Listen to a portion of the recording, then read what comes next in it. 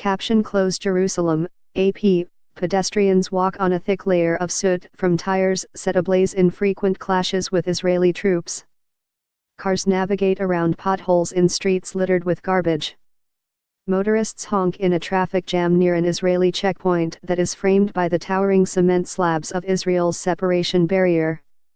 It's morning rush hour in Ras Khamis, a neglected, restive Arab neighborhood of Jerusalem where President Donald Trump's recent recognition of the contested city as Israel's capital has been met by cynicism, defiance, and new fears that Palestinians will increasingly be marginalized.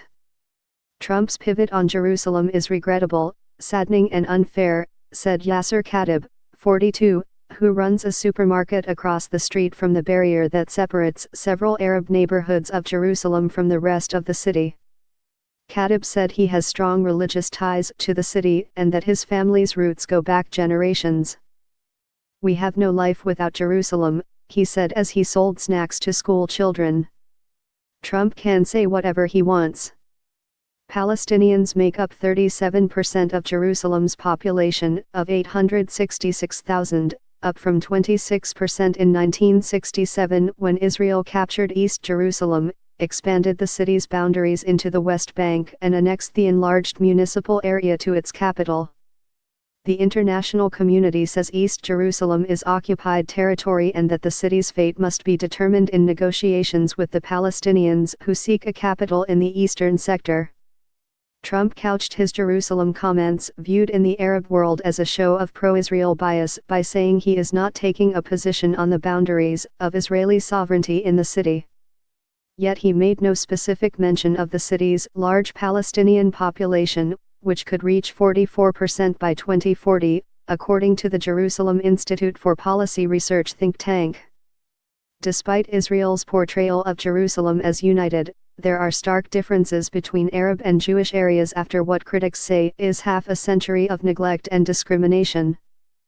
On the ground, Israel is not investing much in developing the Arab neighborhoods of Jerusalem, said Yitzhak Reiter, in charge of the Jerusalem Institute's mapping of the physical and social infrastructure of Arab neighborhoods.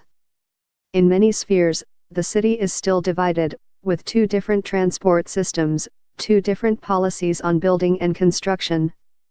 Israel would have to invest billions of dollars in Arab areas to reach parity with Jewish neighborhoods, he said. For now, 79% of Arab residents fall below the poverty line, compared to 27% of Jews, according to Jerusalem Institute figures.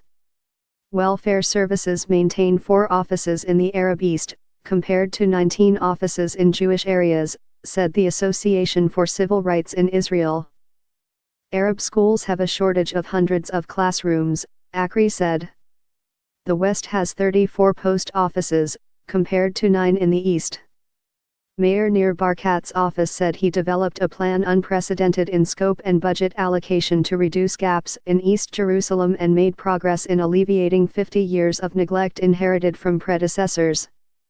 Among other things, the city has built 800 classrooms in Arab schools, with an additional 1,000 in the pipeline, the statement said.